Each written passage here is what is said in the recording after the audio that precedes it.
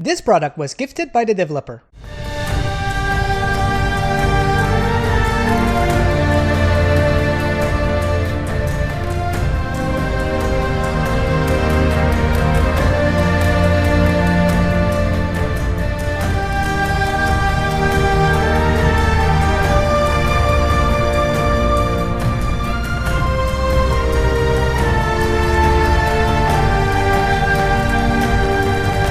Guys, we are finally at the end of the year with some very much anticipated big titles coming out, and I'm happy to cover one that I consider my game of the year so far.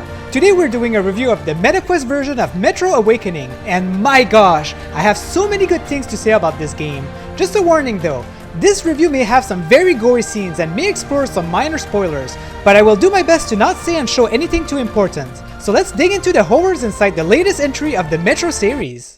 My story is a tale of rules rewritten by nuclear fire. Metro Awakening is coming out on November 7th and is available on MetaQuest, PSVR 2, and PCVR for $65.99 Canadian. The game is compatible with the Quest 2, Pro, 3, and 3S, and the developers of the game are none other than Vertigo Games, very well known for games such as Arizona Sunshine 1 and 2, After the Fall, and The Seventh Guest. So let's see how this one compares to their previous titles. Come, Sergei is waiting for us. You are in the shoes of a doctor named Serdar, and I believe that the game is happening at around 2028, which is a few years before the main events of the first game in the series, Metro 2033. After experiencing some devastating events that happened in the past, you are called by Max, the person that is the chief in command of the outpost, who is really frustrated. It seems that Yana, your wife, has made some pretty big damage to the mushroom facility, and this is due to hearing her dead child through the pipes. You did give her some medication to help with her illness, but she decided to throw them away. So your first task at the start of your campaign is to go through the deadly tunnels of the Metro to find the caravan that was supposed to bring the next shipment of pills. And this is just the beginning of the story. There's so much more happening in there. They've really taken care of the storytelling in it, just like they did with other games in the series. I was always gripped with what was happening next, and honestly, if it wasn't for real life responsibilities, I could have very well kept the headset on my head for very long sessions.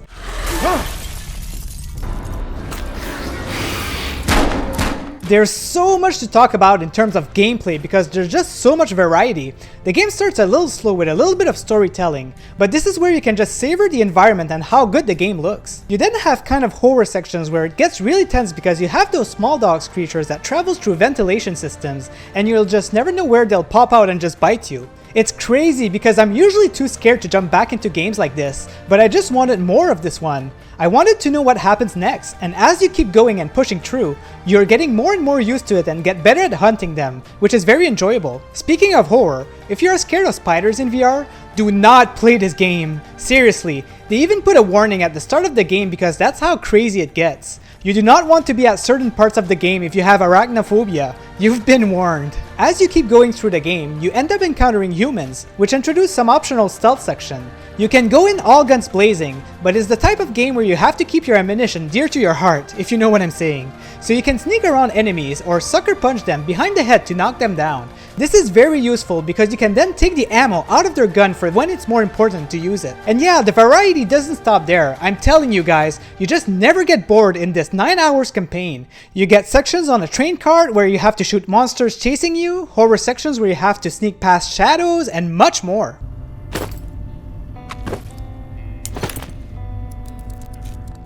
For the VR enthusiasts, you guys will love this. There's so much cool manual stuff that you have to do. Almost nothing is done through the push of a button. First, you get a headlight, but the battery doesn't last too long, so you'll often have to grab your backpack, take the battery out, and crank it until the battery is fully charged. And that's not the only use of the battery. You can plug it in carts or an electrical door to charge it for usage. Your backpack will also contain a journal that tells you how many bullets you have left, and you can also check your magazine in your gun to make sure you have some. You are also equipped with a lighter, and the only use is to burn some spider webs that's in your way. The backpack also contains a mask for when there's a radiation around. You won't last long if you don't wear it, trust me.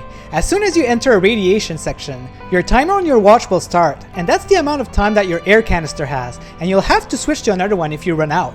There can also be pretty tense moments when using it. When it comes to weapon switching or reloading, that's still all manual. You can switch weapon by grabbing a second backpack and picking what you need, and then you have different ways of reloading your weapon.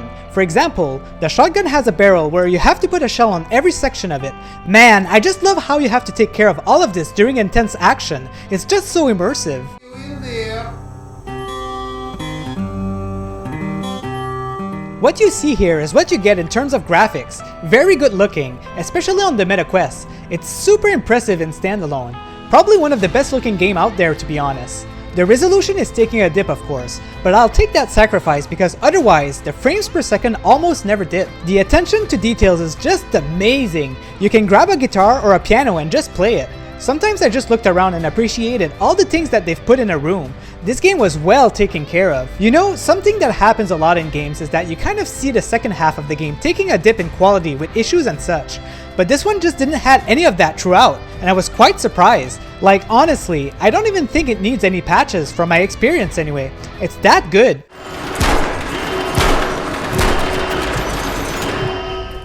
If you know me, you know that I've played this game on hardcore difficulty, and it was very well balanced. Sometimes in games, they just increase the enemy's health and damage, and that's what makes the difficulty. But no, I ranked the balance of this one with one of my top balanced hardest difficulty, which is grounded mode in Last of Us. It really gives the same feeling. They give you just enough bullets to make it true, and every time that you think that you're king of the world because you found a way to get a handful of bullets, they'll throw you in a situation where you have to spend it all, and you're back at being miserable and think about how you'll get through these 10 enemies with 3 bullets. In terms of replayability, other than trying a harder difficulty, you have collectible postcards. You'll have to find 3 per chapters, and let me tell you, they hit those super well. I was actively searching for them while desperately searching every nook and cranny for bullets, and I still managed to miss out on a ton. I could see myself replaying the game and trying to find them all and unlock all achievements, which is also a nice additional thing to hunt.